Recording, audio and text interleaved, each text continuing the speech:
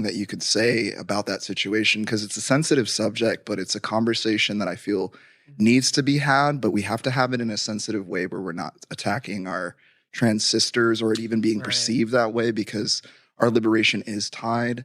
And it's troublesome sometimes when folks don't have the language because they may have that message in their heart, but it's just not coming out of their mouth the right way. Yeah. Yeah. I think in that case, like I'm still close with Laith. Like we're friends. We live in the same building. Oh, wow. He's watching my dog right now. Nice. Yeah. Awesome. Like, yeah. Shout out to Laith Ashley, everyone. Yeah. Yes. But I think in that scenario, we get so much infighting within the community, and people with passing privilege, and I'll say this from personal experience, just in some people's eyes, they will fight to misunderstand you because they don't want to see themselves in you, or they don't want to hear your point, even if you have one, or they don't want to see you in their shoes. Yeah. Like, it's just like being light-skinned. Some people are like, oh, not black enough, can't talk on that subject.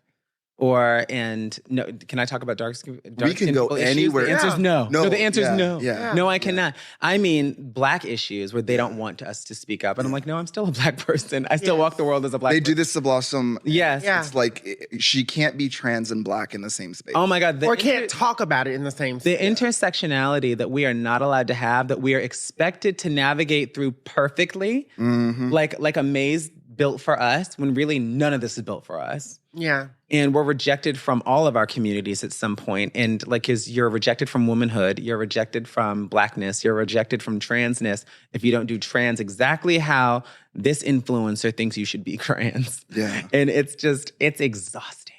Yeah. It's exhausting. And that's where I will defend Laith, because I understood what he meant, what he was saying.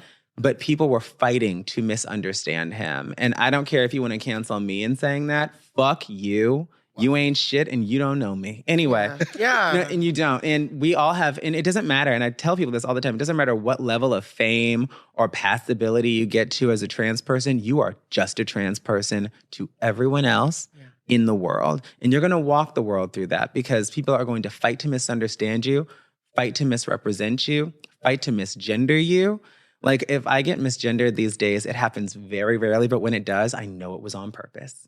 Yeah. I'm like, you did that on purpose. And it was to flex that I'm not like you. Yeah. And that I'm never going to acclimate into your world, which I never even wanted to do, by the way. I'm just trying to be the best me I can be. I'm not in a contest with anybody else. But your bank account, you want to just get those numbers. Fuck capitalism. Fuck capitalism. Yeah. I really would like us to have a new way. Yeah. I would like a new way. When it came to Laith, though, in that conversation, I felt like he did it the best way he knew how, because when I listened to it, especially the part when he was talking about trans men being socialized female, I actually understood that, because there's this nuance and this cognitive dissonance within our trans women and trans men community that talks so much about, trans men having to learn to be the protector and trans women learning to fall back and be more of the nurturer. And those types of conversations are really, really important, because they are a part of our lives and a part of our social construct of what being trans is. And it broke my heart to see a lot of backlash, because I was actually one of the ones that defended Laith. And I remember ISIS and a few other people defended him or whatever, because there were a lot of trans men that were kind of coming out, particularly non-Black or non-POC trans men. Always the first one to attack. That had a lot to say about that. And I have a comment to come right after this. Yeah. And I was just like, but y'all are kind of missing the point, because that's kind of one of the best ways you can explain it and be able to get what they're talking about. Now that language to some trans men, again, I'm not a trans man, we talk about this every episode. Now, I can understand it being a little triggering, because, the vocabulary is still forming and we're trying to do our best, but you're not going to be able to please everyone. You can't. And I didn't think Laith got that fair justice when that came about. But I can say, as a trans sister, I learned. And it did make some kind of impact. Yeah, and I did have, on the other hand, I think it's not so far removed from our own experience, because the trans male experience where it says they're socialized female, that is no different than the way that cisgender women view trans women, saying, oh, we were socialized as male, you don't know a woman's struggle. When really, we were femmes.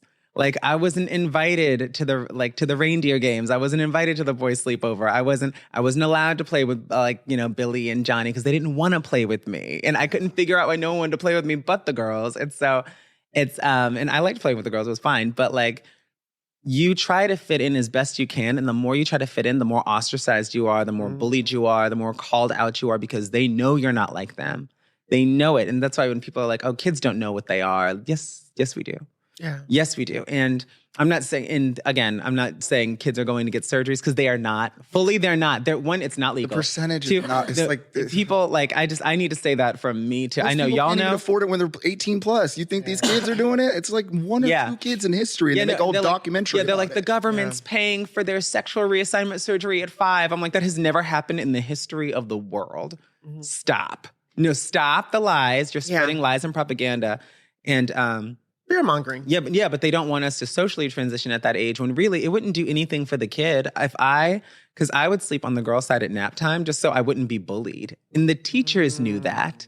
And so it's like, you clearly saw something was different about me. I was feminine and you should have just leaned into it. Yeah. Because look what happened. Nothing changed. Fabulous. Nothing changed. Yeah, no, but it didn't get any more masculine, y'all. So it's like, you're fighting something just because you don't like it versus it just being in front of your face and you believing what it is. Mm-hmm. Like, stop pretending you don't know. And so that being said, I think that trans women could empathize with Lay's statement, at least when we are called out for the wrong reasons. Like, oh, you guys were men before, you had privilege. Pause. I was not. No. There was no male privilege anywhere. I was treated like a less than. Yeah. Compared to any other male presenting person. Yeah. No, truly. And we all were. Most of us were. Yeah, the only person that wasn't was probably Caitlyn Jenner. Anyway. I have a history with Caitlyn. I know. But I had to say it because that's someone who behaves how a lot of people think that we behaved before. Mm-hmm. Like, oh, they're just males using male privilege and now just, in drag now. And I'm like, absolutely not. I'm just being myself. I'm the same. I haven't changed at all.